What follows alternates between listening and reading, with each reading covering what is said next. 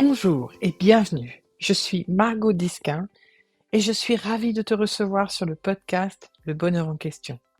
À chaque épisode, je te parlerai du travail de Byron Katie, une démarche simple et radicale de déconstruction systématique de nos pensées stériles, stressantes et limitantes. Le travail, ou the work, mène à de profondes prises de conscience, une meilleure connaissance de soi et permet de goûter à plus de clarté, de joie et de paix dans sa vie. Bienvenue dans cet épisode où nous allons discuter de l'interaction fascinante entre le yoga du Cachemire et le travail de Byron Katie. Aurélie, mon invitée du jour, partagera son expérience et ses réflexions sur la manière dont ces deux pratiques se complètent. Et reste avec nous jusqu'à la fin car je te donnerai des instructions pour télécharger la fiche bonus de cet épisode qui contient des exercices pratiques. Aujourd'hui, j'ai le plaisir d'accueillir Aurélie qui habite en Normandie et qui enseigne le yoga du Cachemire. Bonjour, Bonjour Aurélie, de quoi est-ce que tu aimerais parler aujourd'hui? j'aimerais parler en fait de l'approche, du travail de Byron Katie et la corrélation qu'il y a avec, le travail du yoga du Cachemire que je pratique, depuis une quinzaine d'années. Il y a quelque chose qui m'a beaucoup émue ces derniers temps. Je connaissais, l'approche de Byron Katie, il y a à peu près, une dizaine d'années. Je l'avais abordée, toute seule en fait, par le simple biais de mon enseignant qui m'avait invitée à aller voir de ce côté-là. Et juste à l'aide d'un livre, j'avais commencé à travailler, puis j'avais mis de côté et cette année, c'est revenu à moi comme une évidence, dans un moment un peu complexe que je traversais et puis donc je t'ai rencontré Margot par ta formation et puis je me suis mise à lire et puis je me suis inscrite à une retraite et à partir de là, il y a eu, des éléments qui se sont désamorcés dans le sens où j'ai pensé pendant longtemps que le travail de Byron Katie était assez intellectuel, assez conceptuel et qu'on n'en finissait pas parce qu'il y a tous les jours quelque chose dans la tête qui vient nous solliciter et qu'on ne peut pas toujours être avec une feuille de travail et puis poser ça sur un papier. Et en vérité, j'ai été à même de faire l'expérience de tout à fait le contraire. Et aujourd'hui, dans mon quotidien de yogini, j'aimerais, mettre l'accent sur l'approche corporelle du travail de Byron Katie. Quand j'aborde la feuille de travail, j'ai remarqué qu'il était absolument nécessaire, non négociable, de s'engager de la même manière qu'on s'engage quand on se pose sur un tapis ou sur une chaise pour explorer ce qui se passe à l'intérieur. Et finalement, souvent quand on pose une question, la tendance, ça va être de répondre avec la tête et en yoga, c'est la même chose. Si on veut faire une posture, on fait appel à la mémoire, on perd la notion de l'instant, on perd la notion de l'aspect, direct de la réalité. Et j'ai donc mis, sans le vouloir, en place une attitude yogique à l'endroit du travail de Byron Katie. Si bien que quand je pose la question première, pour savoir véritablement quel est le conflit et ensuite pour savoir est-ce que c'est vrai, pour faire toute la feuille de travail, heu, ce qui est important pour moi, c'est la nécessité de vraiment s'installer dans la question et faire vraiment comme une amnésie de tout ce que je pense savoir. Je ne sais rien en fait. Je me replace dans une posture de je ne sais rien. Je ne sais pas ce que c'est que ce corps. De la même manière, je ne sais pas ce que c'est que cette question. Elle est là, elle émerge, de la même manière qu'il y a une tension qui émerge dans le corps et qu'est-ce que c'est que cette question? Du coup, aujourd'hui, je vis le travail de Byron Katie de manière yogique et j'ai envie de mettre l'accent là-dessus. C'est vraiment très important pour moi de dire à tous ceux qui écoutent, ce podcast et qui soit connaissent le travail ou soit vont explorer le travail, que c'est vraiment, vraiment, vraiment pas un travail qui fait qui fait travailler le mental. Oui, en fait, on se positionne comme observateur du mental. Et comme le martèle Byron Katie, le travail est une forme de méditation et il requiert de trouver le calme en soi. C'est ça. Et dès lors qu'on trouve cette immobilité, l'immobilité de l'observateur pur et simple, il y a des choses qui nous sont révélées dans la panoplie de nos réactions à une pensée qui sont tout à fait d'ordre physique, d'ordre corporel. C'est ça. C'est-à-dire que mais il y a un aspect dans mon vécu tout à fait cathartique. Dans le sens où lorsque je m'engage à vraiment, rencontrer ce qui fait qu'il y a un blocage et que je laisse la question infuser, à un moment donné, il va même pas y avoir de réponse, mais il va y avoir juste une émotion qui va monter et cette émotion, elle va vraiment être tactile et si je cherche pas à trouver une réponse, je vais retomber dans cet espace dont parle beaucoup Byron Katie, mais aussi dont parle le yoga du Cachemire, qui est un espace de non-référence, de non-savoir. Cet espace où je ne sais plus véritablement, qui pose problème à qui. C'est vraiment vertigineux pour moi le travail de Byron Katie sur un plan à la fois psychologique, du quotidien et puis à la fois sur un plan, plus métaphysique, c'est un bien grand mot, mais c'est-à-dire que plus on avance dans le travail, en ce qui me concerne, plus je m'aperçois que je n'ai vraiment plus le droit de porter plainte contre la réalité. C'est au contraire une opportunité de voir combien la vie est là pour moi comme un cadeau. Et il y a un moment donné, la clarté que propose ce travail, c'est comme la clarté que propose le travail corporel quand on est honnête. Ça veut pas dire que je le suis, mais ça veut dire que je constate combien je ne le suis pas chaque jour. Ça amène un accès à une clarté qui est tout à fait simple. D'ailleurs, elle parle beaucoup de ça aussi, c'est-à-dire qu'il y a pas de gourou, il y a pas quelqu'un qui est supérieur, c'est une clarté qu'on porte chacun en nous et moi, je vois quotidiennement, ce travail s'intégrer dans mon corps. L'approche de Byron Katie, pour moi, elle est éminemment corporelle, éminemment incarnée. Et donc, toi, tu as déjà une pratique très soutenue du yoga du Cachemire. On pourrait croire que c'est suffisant pour toi dans ton évolution, sur ton chemin, vers plus de clarté. Qu'est-ce que le travail t'apporte que le yoga du Cachemire, ne contient pas encore? Disons que, je crois encore être quelqu'un d'assez cortiqué, j'ai besoin de comprendre et le yoga, c'est ce que me dit mon enseignant, c'est fait pour les gens bêtes. Ça veut pas dire que je suis intelligente, mais se mettre sur un tapis de yoga et juste écouter, pour la partie de moi qui a besoin, d'imaginairement contrôler, c'est pas nourrissant. Et au tout départ, je suis allée vers l'approche de Byron Katie parce que je croyais avoir besoin d'un peu plus de compréhension mentale de ce que représente le conflit. Et puis, bah, je suis arrivée au même endroit que sur le tapis, c'est-à-dire je me suis fait décapiter quand même sur un certain plan par rapport à mes croyances. Et aujourd'hui, je vois un pont entre les 2. Et quand j'interroge ma réalité avec une feuille de travail, je tombe dans la sensation tactile du corps et quand je me pose sur un tapis de yoga, je tombe dans l'investigation du travail de Byron Katie. Peut-être parce que je voulais des réponses assez immédiates. Le mental a toujours besoin d'aller vite et j'ai cru, en fait, en allant vers Byron Katie et que ça irait plus vite, ce qui est vrai aussi, du reste, parce qu'avec ce que j'ai vécu à la retraite, dans le centre où tu es, a quand même été assez radical pour moi. Je me vois plus non plus sans le travail. Il est direct quand on le vit vraiment tactilement, comme un exercice de méditation, de s'autoriser à plonger. En général, on reste à la surface. Je constate que souvent, c'est pas si simple de se laisser fondre dans la question sans la comprendre. Oui, et tu n'es pas la première personne qui me dit: «Oh, le travail de Byron Katie, c'est beaucoup trop intellectuel. Moi, je cherche quelque chose qui va faire résonance avec mes ressentis physiques» et c'est vraiment mal connaître le travail que de croire ça, en fait. Parce que même au sein de la question 3, comment est-ce que je réagis quand je crois une pensée? Une chose qu'on appelle une sous-question, c'est: quelles sont les sensations physiques ressenties lorsque tu crois cette pensée?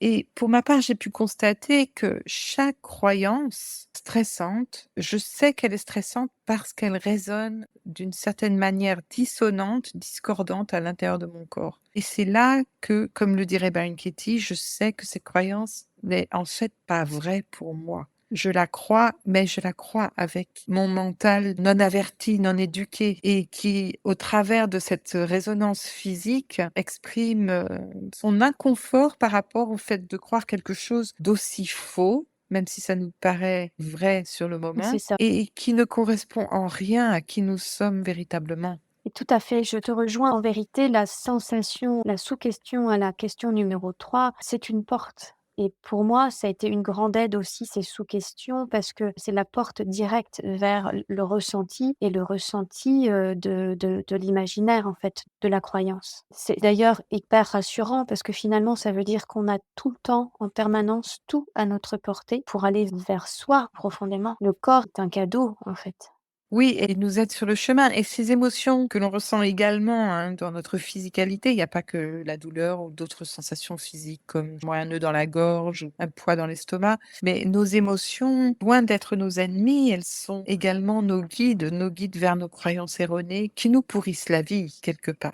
C'est ça. Et qui paradoxalement nous montre également le chemin vers quelque chose de beaucoup plus confortable et de beaucoup plus naturel en fait. Voilà, c'est ça, c'est Mmh. vraiment ça. C'est une porte qui apparemment nous semble difficile parce que bien souvent douloureuse et en vérité, si justement je ne fais pas appel à la mémoire de ce que ça veut dire quelque chose de douloureux ou la jalousie ou toutes les sensations qui vont amener du stress, si je n'ai pas d'idée, si je n'ai pas de mémoire sur ça et que je me mets simplement au service du corps, ça veut dire que je suis dans l'investigation de Byron Katie. C'est-à-dire que vraiment, je n'ai aucune idée de ce que ça veut dire. C'est juste un espace d'investigation et à partir du moment où ça dit: «C'est douloureux, c'est insupportable, c'est injuste, c'est pas normal», et bien là, c'est de nouveau la croyance et la folie qui recommencent et puis c'est de nouveau effectivement, comme elle le dit souvent, un autre sujet de feuille de travail. Et pour moi, il y a pas la tête et le corps. Le corps est vraiment le langage direct de nos croyances.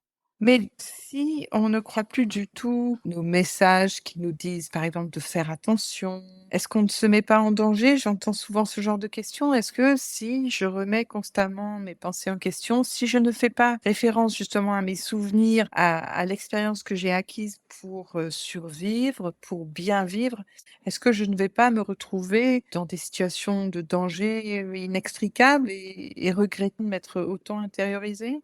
J'ai la sensation qu'à partir du moment où on a réalisé que tout est parfaitement à sa place et qu'on a une pensée qui est juste fonctionnelle, c'est-à-dire, si un chien arrive et qui menace de nous mordre et que l'on peut l'éviter, on l'évite. S'il y a un feu et qu'on peut éviter, on l'évite. Que la pensée soit là pour un aspect purement fonctionnel. Je ressens qu'en fait, quand il s'agit de sécurité direct, il y a une espèce de d'intelligence, qui passe pas par la pensée, qui fait qu'on se protège. Et après, tout le reste qui est de l'ordre du regret, c'est forcément un imaginaire parce que ça fait appel à une pensée que ce qui est passé aurait dû être autrement et ce qui est futur n'aurait peut-être pas dû arriver ou vice versa. Mais quand on n'a pas d'idée sur soi-même et sur, ce qui devrait arriver, il peut pas y avoir de regret. Et par rapport à la sécurité, moi, plus j'avance, plus je constate que finalement, ben, ce qui arrive, c'est au bon moment et quelque part, bah, le jour de ma mort, ce sera le bon moment, en fait. Ça sert plus à rien de chercher à s'en sortir, au contraire. En fait, c'est ça aussi que ça m'apporte le travail de Baron Katie, c'est de voir que de toutes parts, je suis aimée et que de la même manière que je suis née apparemment, je mourrai apparemment et ce sera parfaitement orchestré. Ça m'invite le travail de Byron Katie, doublé de ce que j'expérimente avec le yoga. En fait, aujourd'hui, je vois qu'il y a rien à faire autre que se laisser porter et quand je me laisse pas porter parce qu'il y a une croyance qui remonte, eh bien, je la remets en question sur un plan physique avec le yoga ou sur un plan physique avec le travail parce que ça choisit l'un ou l'autre et mais ça se fait. Mais il y a une sorte d'intégration, qui se fait. Pour moi, les questions maintenant de sécurité, de regret, de se mettre en danger, ça peut plus rien dire. Parce que j'ai senti que profondément, je suis prise en charge quelque part. Et ça, c'est vraiment quelque chose que je réalise grâce aussi au travail de Byron Katie.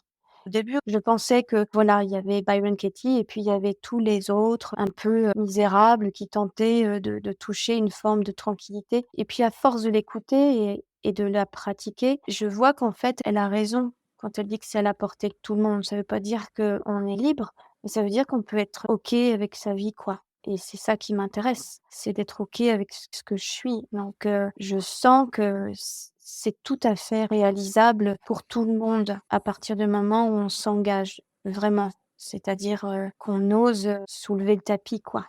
Donc si tes propos tentaient certaines des personnes qui nous écoutent aujourd'hui, Par quoi leur conseillerais-tu de débuter pour justement accéder à cette tranquillité et cette équanimité par rapport à ce que nous envoie la vie? Par quel bout prendre tout ça? Mais oui, c'est sûr, c'est pareil vaste. Moi, j'ai beaucoup apprécié la feuille de travail, une croyance à la fois, parce que, elle permet d'aller doucement, mais pour moi, en tout cas, d'aller intimement.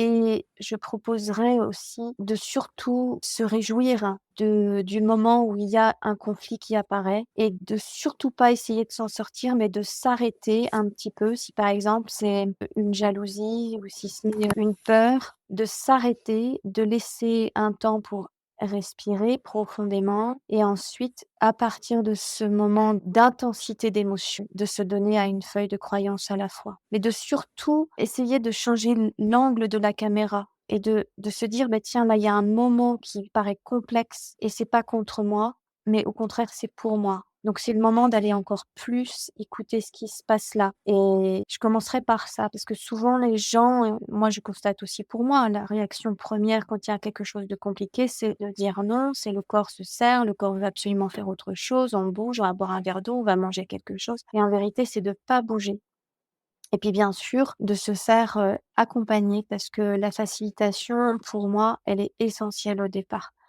Même si on a intégré beaucoup de choses, même si on a, une certaine clarté, moi j'ai jamais fini.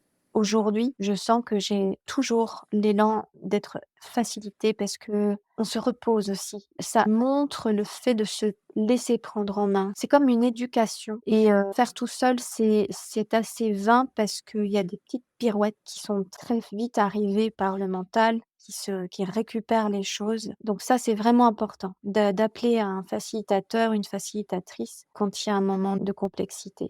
Donc, ce pont dont tu parlais, cette corrélation, cette synergie entre les 2 approches, on va les concrétiser sous forme, de stages. Est-ce que ça va inclure des postures compliquées de yoga qui sont réservées aux gens, faits de caoutchouc?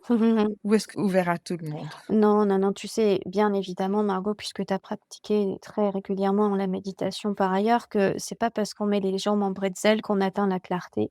Sinon, il y aurait beaucoup de gens clairs et ça se saurait. Mais c'est surtout un petit peu comme le morning walk, en fait. La promenade matinale, c'est Voilà, la ça? promenade matinale de Byron Katie, qui est pour moi, une traduction, directe de ce que les yogis explorent dans leur grotte. Donc en fait, ce que je vais proposer pendant le stage, prochainement, ça va être, d'aller amoureusement, je dirais, à la rencontre de ce que l'on appelle son corps, en étant un petit peu comme un amnésique, comme un bébé, comme un vieillard qui n'a plus aucune, prétention d'aller quelque part, mais au contraire de se donner à la sensation. Donc ce sera des toutes petites pauses, des quarts de pause. Ce sera sur un plan externe, ça paraîtra très minimaliste, mais c'est comme le travail de Baron Katie, c'est-à-dire que si vraiment on s'engage, si vraiment on joue le jeu de tout son cœur, à ce moment-là, il va y avoir une dimension interne qui, elle, va être très importante. Donc non, bien sûr, on va pas se mettre sur la tête, sauf s'il y a des gens qui me demandent, mais l'idée c'est pas d'être plus souple, en tout cas pas physiquement. Oui, donc c'est à la portée de tout le monde.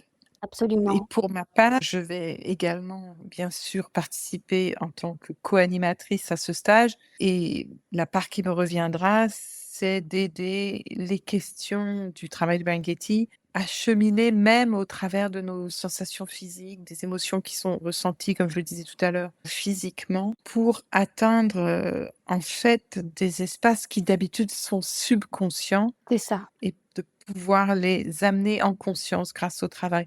Donc c'est pour ça qu'on a parlé de synergie. oui, Plus on écoute le corps, mieux on écoute nos pensées. Plus on écoute nos pensées, mieux on écoute le c'est corps tout à fait. et ça nous permet d'aller vraiment à la racine, de la souffrance. C'est un petit peu comme si notre corps était une membrane qui vibre à la fréquence de chacune de nos pensées et ça peut tout à fait être harmonisé. En tout cas, j'ai bien hâte. Oui, moi On aussi, Margot. et de faire un stage tout prochainement en janvier et puis un autre, de nouveau en avril et si cela plaît, évidemment, on ne va pas se priver de Bien sûr, bien vivre. sûr, bien sûr. Oui, Je oui. te remercie pour ce témoignage très clair et Mmh. très inspirant Oui, et merci à puis toi, Margot, de ton invitation et je me réjouis d'écouter. et de se laisser Et porter même par ce s qui va venir. oui, et même si vous ne venez pas au stage, lorsque vous répondez aux questions du travail de Byron Katie, et en particulier la question 3, comment est-ce que je réagis quand je crois à la pensée? Je vous invite à vraiment écouter très, très finement tout ce qui se passe au niveau physique lorsque vous croyez une pensée qui ne vous ressemble pas. C'est ça. Encore merci et Oui, à tout bientôt. oui, merci beaucoup Margot. À très vite. Merci d'avoir écouté cet épisode sur la synergie entre le yoga du Cachemire et le travail de Byron Katie. J'espère que ces réflexions t'aideront à intégrer ces pratiques dans ta vie quotidienne et ainsi approfondir ton travail. N'oublie pas que tu peux télécharger la fiche cadeau sur mon site lebonheurenquestion.fr à la page podcast pour des applications pratiques du sujet d'aujourd'hui. À tout bientôt.